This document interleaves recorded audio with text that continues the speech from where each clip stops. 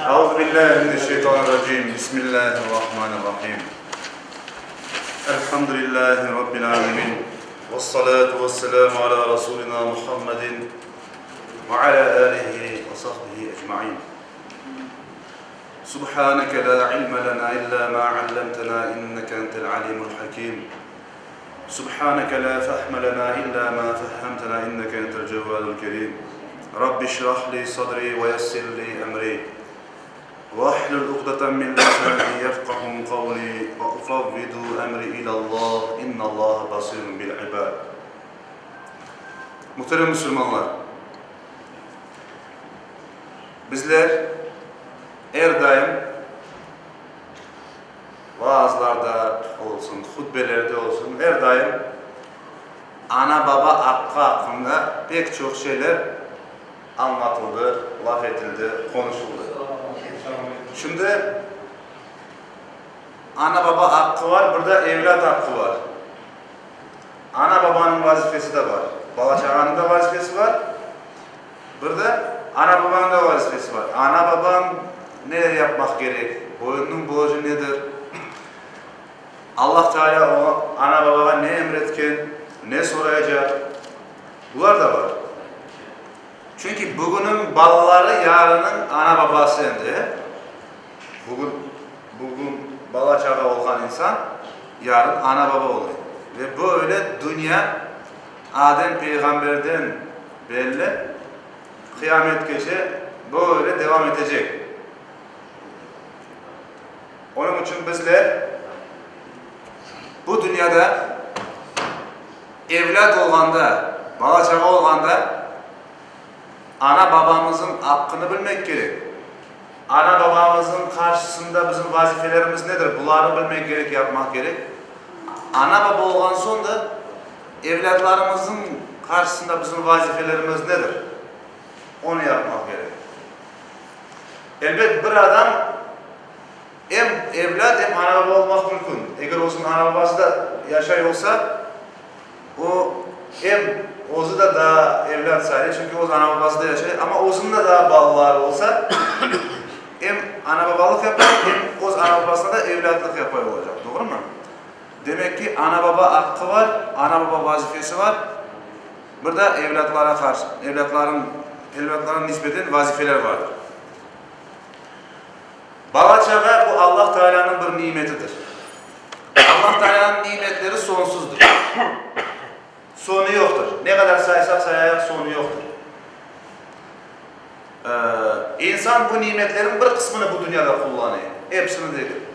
Ama gene de bu nimetlerin saysan da gene sonu yoktur. İşte bu nimetlerden en büyüklerinden sayılan bu evlat nimeti.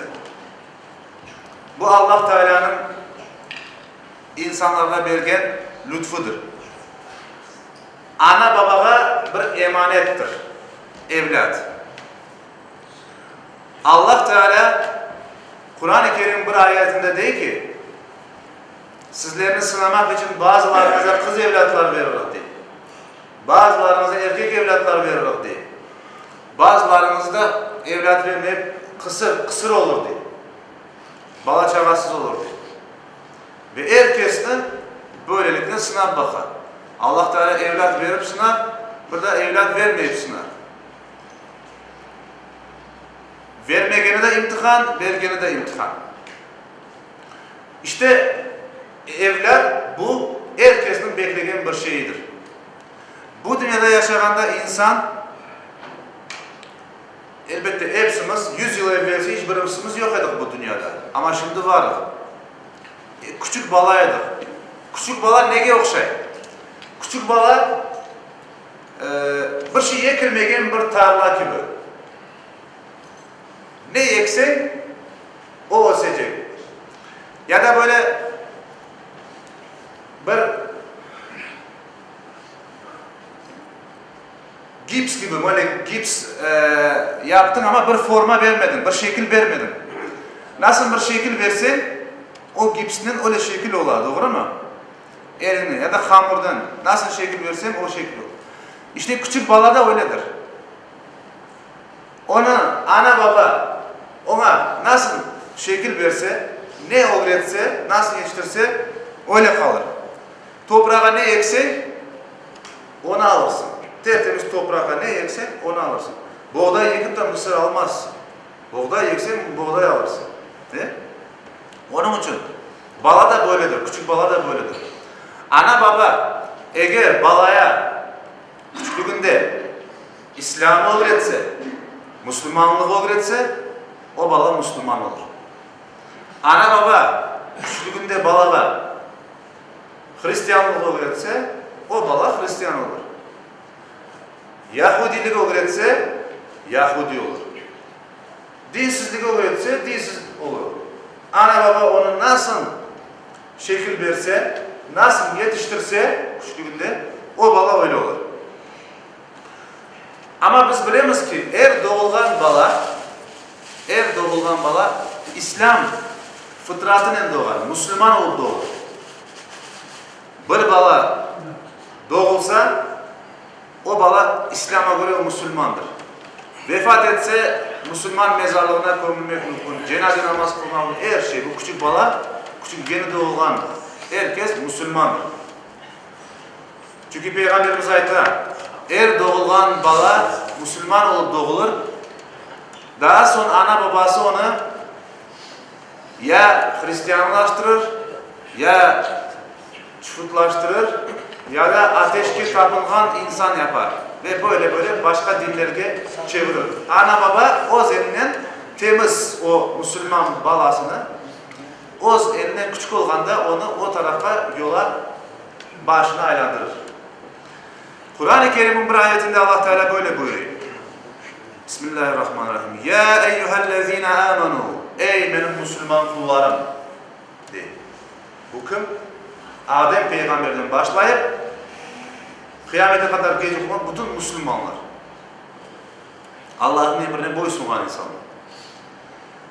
Ku enfusakum ve ehlikum naran ve kuduhan nasu vel hicara. Özünüzü ve bala çağınızı cehennem ateşinden korçalan diye. Özünüzü ve bala çağınızı cehennem ateşinden korçalan. Ve kuduhan nasu vel hicara. Onun yakacağı, cehennemin yakacağı, toplu varsa yakacağı, insanlar ve taşlardır diye. Demek ki Allah Teala bu ayette bizge aytkanına göre o'zingizni ve bala chaqangizni korçalan degenine göre demek ki ana babanın vazifesi bala chaqani cehennem ateşinden korçalayacak hareketler yapmak. Doğru mu? Çünkü Allah Teala ne diyor? O'zingizni korçalan ve bala chaqangizni korçalan diyor.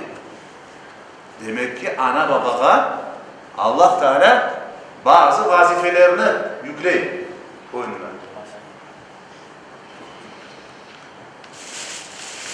İnsan öyle bir varlık ki ölmek istemez, böyle ebedi yaşamak ister. Bunu biz nereden anlayıp ufacık bir şey olsa hastahaneye gibi oraya. Bir şey olsa insan yaşamak ister, böyle bir varlık, insan öyle içinde var böyle. Bu da neyini gösterir? İnsan daima yaşamak istegenini gösterir ve bu sebepten de nesiller çokarar. Öz ömrünü nesillerle devam ettirir. Yani balası olar, balası devam ettiriyor onun neslini. Onun da balası olar ve böylelikle biz hepsimiz kim? Adem oğlu. Adem peygamber yaşadı, o da vefat etti ve böyle onun evlatlarından devam etti insanın nesli. Ve böylelikle insan ebedi yaşamak isteyen bir varlık olganını bundan biz anlayıp evlene çok ara balası olar ve balasının balası olar ve böylelikle ebedi yaşayış devam etken gibi olar. Ama elbette bu da kıyamet gününeceğiz. Bu dünyada ebedi bir dünya değildir. Peygamberimiz Hazreti Muhammed sallallahu aleyhi ve sellem bir hadis-i şerifinde böyle buyurdu. Bir baba öz evladına, bakın niçin baba değil? Çünkü baba Kur'an-ı reisi. Bir baba öz evladına güzel edep ve terbiyeden daha da büyük bir miras, asaba, nasliyetme bırakmagandır diye. Demek ki bir ana babanın baba çagasına, evladına o'zinden son bırakacak en büyük miras, bu asabalık, nasliyetme. Bu nedir? Güzel ahlak ve terbiye. Çuval para, baylık, mal, mülk. Bunlar değilken en büyük miras. En büyük miras bu İslam terbiyesi, İslam ahlakı ve edebi. Bunu bırakmaktır. Çünkü niçin? Çünkü bu onu cennete alıp varacak. Onun için bu en büyük bahşiş, en büyük miras sayılır. Hürmetli cemaat, insanın yaşayışı bu dünyada doğulmakla başlayır. Allah Teala anaga vazife vergen evladını taşımak, işte 9 ay, ondan sonra insan dünyaya gelir. Doğulmakla başlayır dünya yaşayışı. Balalıkla devam eder, orta yaşla devam eder, sonra kartlıkla, sonra daha büyük kartlık ve biter bu dünya hayatı. Böyle devirler var insanın bu dünyada. Her birimiz şimdi başka devirde belki. Kimisi daha balalık devirde, kimisi gençlik devirde yaşlı, kimisi orta yaşlarda, kimisinin kartlıkka yakına böyle. Herkesin devirleri. Bu da neni gösterir? 5 yıl evvelsi olan insan değilim benim. Demek ki o devirlerden devirlerge yavaş yavaş ben ne yapayım? Bu dünyanı terk edeyim. Bir daha arkaya kaytmak yok. Bir daha bala olmak istesen kayıtışı yok. Ya da bir daha genç olayım kayıtışı yok. Aslında insan ölümden kaçar ama ölümge gider aslında. Bu dünyanın nizamı, kanunu Allah Teala böyle koyuyor. Bu dünyaya gelgen insan yavaş yavaş bala, gençlik, orta yaş böyle ömrün sonuna taraf gider. Kur'an-ı Kerim'de Allah Teala diyor ki en büyük ziyan, en büyük zarar nasıl zarardır bilesiz mi diye. En büyük zarar bir insan eğer özünü zararga uğratsa bu dünyada, Allah için bir şey yapmasa, Allahsız, dinsiz, imansız yaşasa ve bala çagasını, korantasını da ahiretke hazırlamasa, bu insan en büyük zarardadır diye Allah Teala. Bu sebepten bizler Allah saklasın zararda olmamak için özümüzü hazırlamak gerekiyor. Mesela Asr suresinde Allah Teala ne buyurar? Bismillahirrahmanirrahim. Vel asr. İkindi vaktine yemin olsun diye Allah Teala. İnnel insane lefî husr. İnsan zarardadır. Zarardadır. Yani kıymetini bilmiyor. Yaşay ama kıymetini bilmiyor. Ahireti unutuyor. Allah aklına gelmiyor. Böyle zarar içerisinde insan. Çok insanlar böyle. Ama zararda olmayanlar da var. Kim onlar? İllellezine amanu. Kim iman etti Allah Teala'ya. Allah'tan gelgen her şeye iman etken kişi. Ve amilus salihati. Allah emretken bütün ibadetlerini yapan kişi. Ve tevasav bil hakkı. Hakkını, doğrunu anlatkan, başka insanlara tavsiye etken, nasihat etken kişi. Ve tevasav bis sabır. Ve sabrını, kıyıncılıklarda, zorluklarda sabrını tavsiye etken bu 4 sınıf insan zararda değildir değil. Bunu bilmeyenler zarardadır. Bunu yapmayanlar zarardadır. Yani insanın ömrü biter ama bütün ömrü zarar. Bayramdan bayrama Allah akla girgen, bala çagasını düşünmegen, bala çagası nasıl yaşay, ne aşay, ne okuy, nasıl terbiye, kim terbiye ete? Camide terbiye alanı yoksa televizyon, kompütürler terbiye ete mi? Sokak terbiye ete mi? Nerede? Bunu düşünmeyin. İşte böyle yapan kişiler zarardadır. Peygamberimiz sallallahu aleyhi ve sellem bir hadis-i şerifinde diyor ki insan ölgen son onun amel defteri kapanır. amel defter kapanır, bitti endi. Bo'lgan so'ng ne iş yapacağım endi? Namaz kılamayacağım, oruç tutamayacağım. Bunlar amel defteri kapanır. Ama 3 tane insanın amel defteri kapanmaz. Kim bular? Eğer bir ana baba o'zinden son bir Müslüman evlat bıraksa, bir Müslüman bala yetiştirse, vefat etken ana babası için dua edecek bir evlat bıraksa o'zinden son, bu ana babanın amel defteri açık kalır. İyilikler, sevaplar yazılmaya devam eder. Şimdi de herkes düşünsün de baksın. Ben buna hazırım mı? Ben böyle evladım var mı? Ben bugün vefat etsem, arkamdan benim için bir Fatiha okuyacak, 3 kul huvallah okuyacak, bir dua edecek, Allah'a yalvaracak birisi var mı? Deyip düşünmek gerekiyor. Çok vakit bakayım, adam cuma günü camiye geliyor, namazını kılıyor ama bala çakası evde kaldı, işinde, gücünde, biznesinde, o yanda bir yanda. Yürü balam cuma namazını degen insan az. Cuma namazını getirse hem imanı kurtulacak adamın, hem de amel defteri inşallah insan Müslümanca yaşasa, ana babası için dua etse, o ana babanın amel defteri de açık kalacak. Onun için bundan gaflette olmamak gerek. Tek özümüzü düşünmemek gerek. Ahirette ana baba hesaba çekilgende, bala çağa hesaba çekilgende, bala çağa dese ki, ya Rabbi, ben dinsiz imansız olsun. Anam babam bir kere beni seni anlatmadılar bana. Doğru yolunu göstermediler. Namazını anlatmadılar, orazanı anlatmadılar, Allah'a imanı anlatmadılar. Helal haramını anlatmadılar deyip bala şikayet etse, biz de sebepçi olsak onun cehenneme girkenine, o vakitte bizim ağlımız ne olur? Eğer biz öz bala çağamızını sevsek, öz bala çağamızını hürmet ete olsak, sevmek demek ne demek? Bu dünyada bala çağanın bütün nefsinin isteklerini yapmak demek, bu sevginin manası gelmiyor. Bir bala bu dünyada bütün dünya şeylerini istiyor.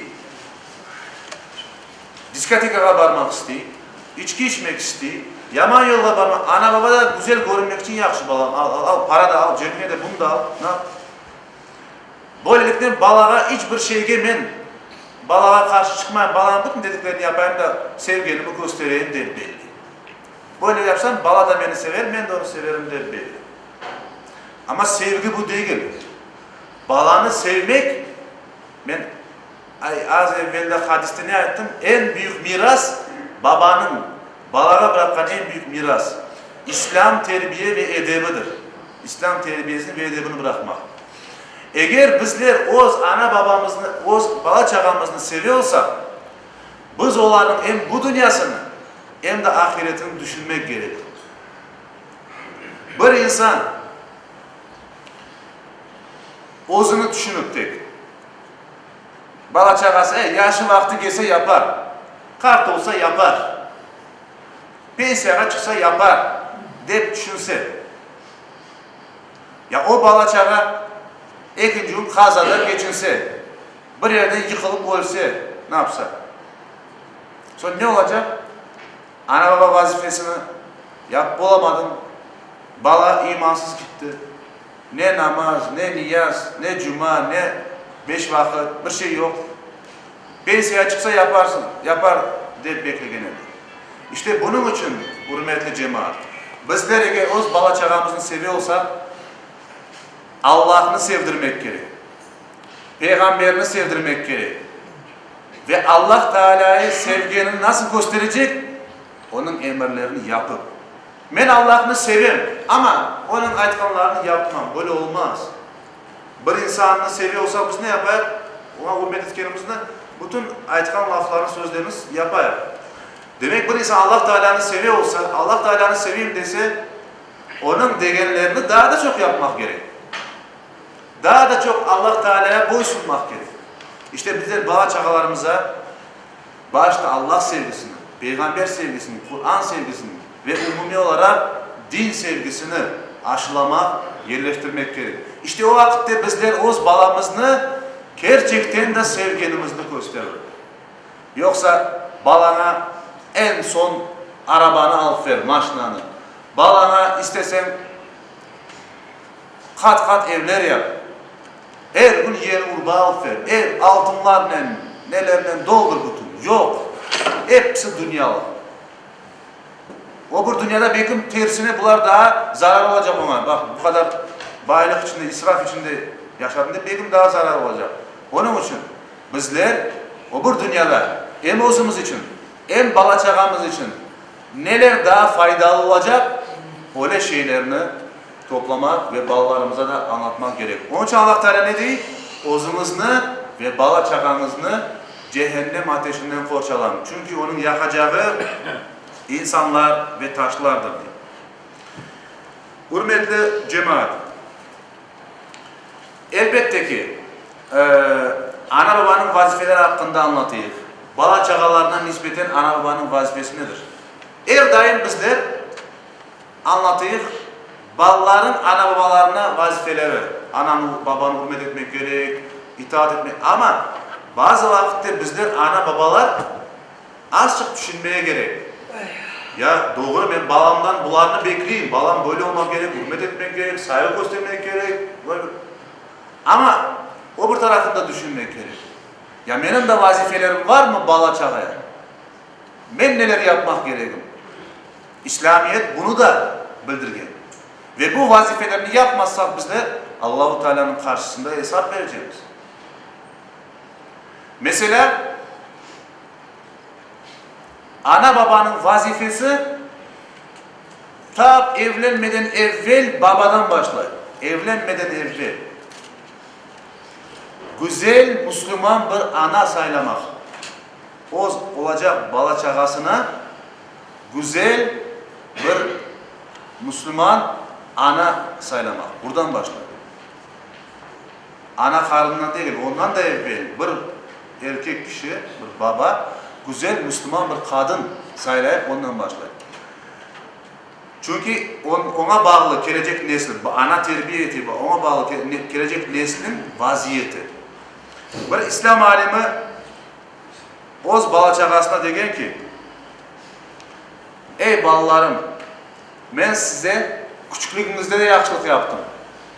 Büyüklüğünüzde de yaxşılık yaptım. Ve siz daha doğulmadan evvel de daha size yaxşılık yaptım dedi. Sonra bala çağalar soragan, ey babacığım, haydi anladık, küçüklüğümüzde yaxşılık yaptın, büyüklüğümüzde yaxşılık yaptın, haydi Allah razı olsun, baktın, yetiştirdin, bunu anladık.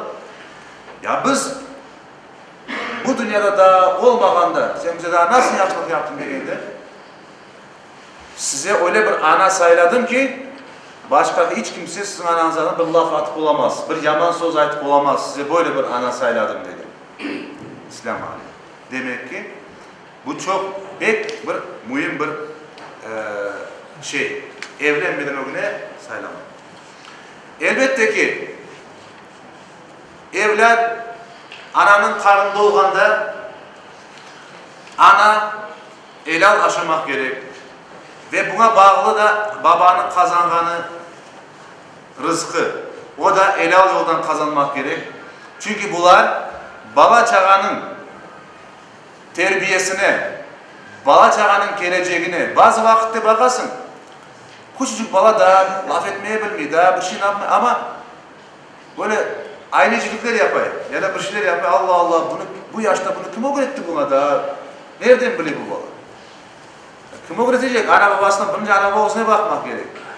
Belki bir yerde bir eksik yaptı, hatalar yaptı, belki yerleşiyor. Onun için bala da ananın karnında olganda ana baba çok dikkatli olmak gerek. Aş, su, hareketler doğru olmak gerek. İslam'a ters olmamak gerek. Ondan sonra bala dünyaya gelgen son ana babanın vazifesi yeni doğan, elbette bu böyle bir şart değil ama güzel hareketlerden Peygamberimiz sallallahu aleyhi ve sellem sünnetinden doğan bir balanın damağına böyle tatlı hurmanın böyle okalamak, ağzına tadını vermek, tahnik diler buna. Böyle yapmak sünnettir. Peygamber sallallahu aleyhi ve sellem yapkan sünnetidir. Hurmanı yapmak. Ve doğulur doğulmaz balağa, kulağına ezan okumak. Belki adını daha sonra koyacağım ama ezan okumak gerek. Birinci duygan sesleri ezan olsun. Adını istesen bir saat son koy, bir gün son koy, 7. güne cez. Ama ezan okumaya tırışmak gerek. Güzel sesler ve Allah'a dua etmek gerek. Ya Rabbi, şeytanın bütün yamanlıklarından bu evladı korçal. Bakın, bu ana babanın vazifesi. Eğer birimiz bir vakitte bala edip ve bütün ana babalar bunu bilse, bu ana babadan balaya böyle devam edip gidecek. Ve güzel nesiller, doğru nesiller olacak. Bunun için bala doğulur doğulmaz ezan okuyor. Onun için Allah Teala'ya dua etmek gerekir. Ondan sonra ana babanın vazifesi balaya güzel isim koymak. Müslüman adı koymak. Hürmetli cemaat, çok su vakitte bir insanın adını sorarsın. Adından anlaşılmayan Müslüman olup olmagan.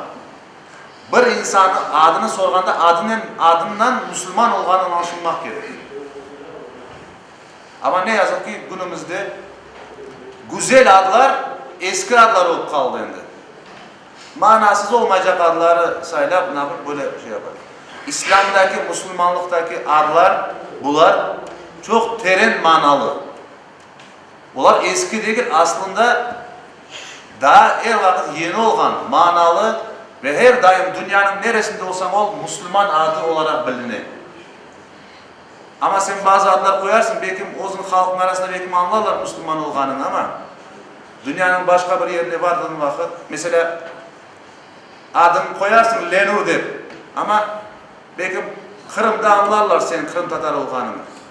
Ama bir Arapistan'a varsan ya da bir başka bir Müslüman devletine varsan adını Lenur sen dinin ne deyip sorarlar. Öyle olmak mı? Onun için saylamak gerek Müslüman adı. Bala çağaya. Ve adlar da İslam'a uymak gerek. Mesela Peygamberimiz sallallahu aleyhi ve sellem bazı insanların adlarını değiştirgen. Mesela bir sahabenin adı Zahim, yani zahmet vergen, sıkıntı vergen, kıyıcılık vergen manası olan birisinin adı. Onun adını Beşir, yani müjdelegen, güzel haberler vergen deyip değiştirgen, Beşir yapan adını. Son mesela bir tanesinin adı El-Asi, yani Allah'a isyan etken, Asi manası iken, onun adını Mu'ti, yani Allah'a itaat etken deyip değiştirgen Peygamberimiz. Gene Hazreti Ali'nin babası olganda adını ne koydunuz degende Harp, cenk degen Hazreti Ali. So Peygamber sallallahu aleyhi ve sellem onun adını değiştirgen Hasan yapkan. Biz böyle görüyoruz ki Peygamberimiz buna pek büyük bir emniyet veriyor. Onun için bizler hem kız ballarımıza hem oğlan ballarımıza isim koyganda, isim saylaganda buna çok emniyet vermek gerek. Peygamberimiz sallallahu aleyhi ve sellem diyor ki ballarınıza Müslüman adları koyunuz. Çünkü kıyamet günü ballarınız o adlarının ve babalarının adlarının çağrılacaklar. Babasının adı Müslüman, oğlunun adı belli değil, öyle olmadı. Hem babasının adı hem oğlunun adı Müslüman olmalı. Son, isim koyulan son, çare olan insanlar bala adına akika kurbanı. Aslında akika demek bu manlayında başındaki bu saçlar demek. Onları tıraş edip onların ağırlığı kadar altın ya da gümüş kimin ne kadar nesi var küçüğü onun kadar para sadaka vermek fukarelere ana babanın vazifesi. İmkanı olanlar. Ve imkanı olan akika kurbanı çalmak. Kız balası için bir tane, erkek balası için iki tane. Bunu doğulganından başlar pişkinlik yaşına kadar çalmak mümkün. Ama elbette ne kadar kısa vakitte çalınsa o kadar yaxşı. Çünkü bu akika kurbanı vesilesiyle Allah Teala o balanı korçalayır. Ondan sonra balanı sünnet etmek.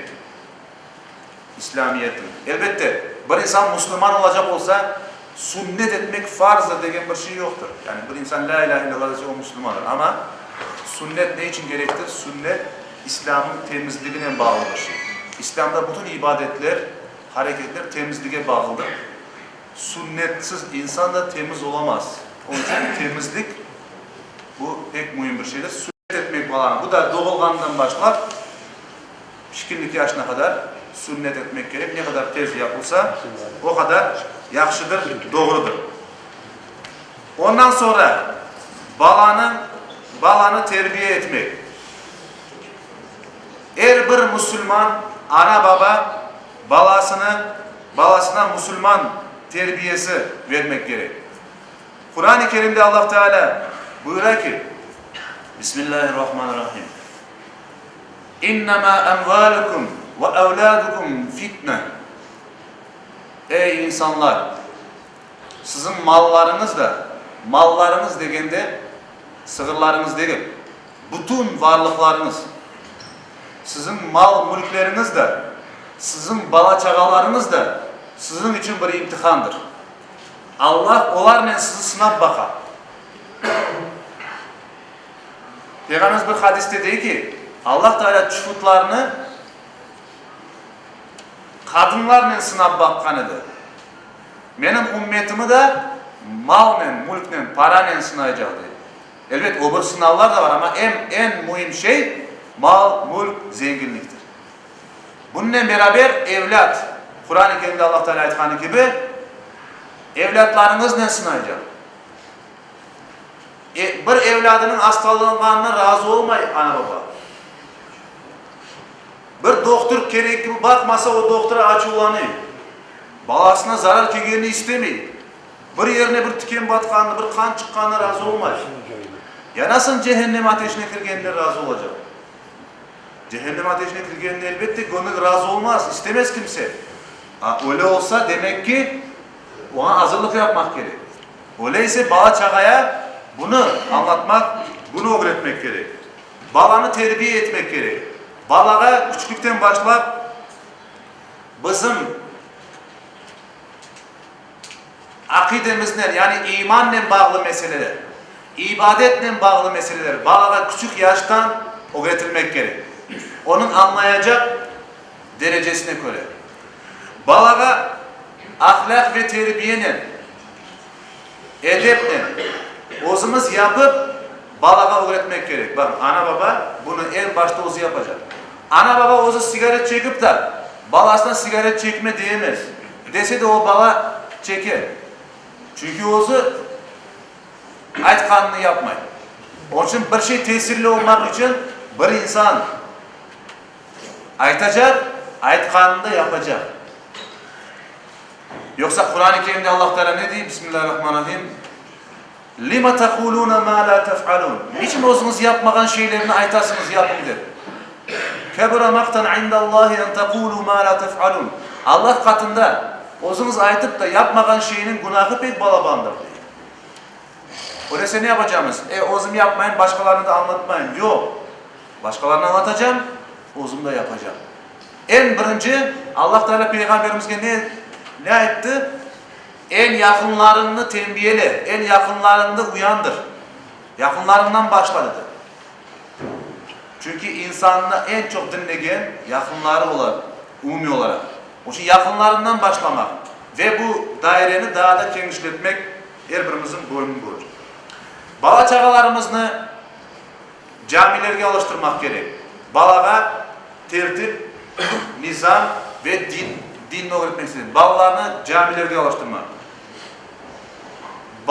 Balanı Kur'an'a hürmet etmek gerek. Hürmet etmeye alıştırmak gerek.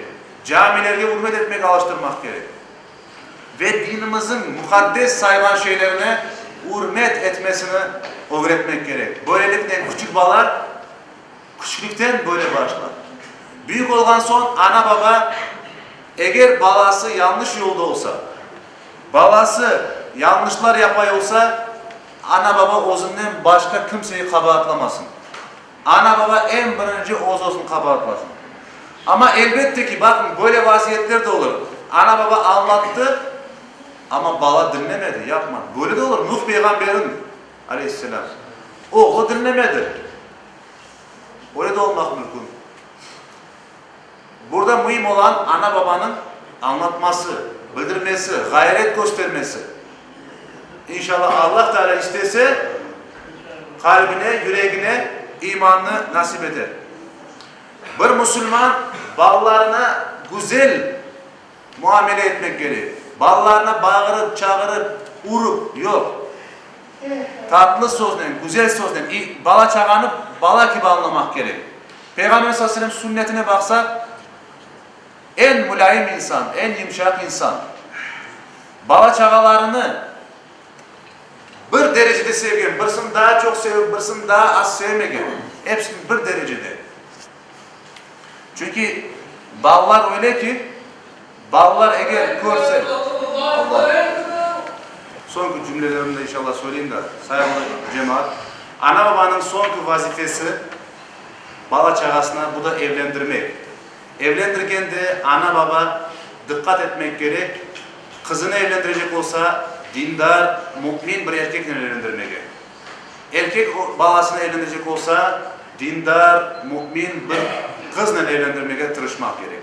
Bunu da unutmamak gerek ki, eğer bir ana baba vaktine bala çağası evlenmek istediğinde evlendirmese, vazifesini yapmasa, bala çağanın günaha, harama girmesine sebepçi olsa, Allah karşısında cevapkar olacaktır. Bu sebepten Allah Teala cümlemizge balalarımızga nispeten vazifelerimizi yapıp, böylelikten hem Allah'ın razılığını kazanmaya, hem evlatlarımızın razılığını kazanmaya Allah Teala nasip eylesin. Bir ilan, inşallah söylemek isteyeyim, ilan etmek isteyeyim saygılı cemaat. Reanimasyada yatkan bir balamız var iken, adı Alim, işte vaziyeti azıcık ağırca. İşte rica ettiler, bugün Cuma günü, duaların kabul edilgen gün, biz bilmeyik kim hangimizin duası kabul edilir. İnşallah biz dua ettik ve herkese bir rica, bu Alim degen bala için reanimasyada yatıyor. Onun için dua ettik, Allah Teala şifa versin deyip, en kısa vakitte yaxşı olup, sağlam olup, ana babasını kuvandırsın deyip, bugün birisinin evladı, yarın bizim evladımızın başına gelmek mümkün. Onun için birbirimize dua ettik, Allah şifa versin deyip inşallah.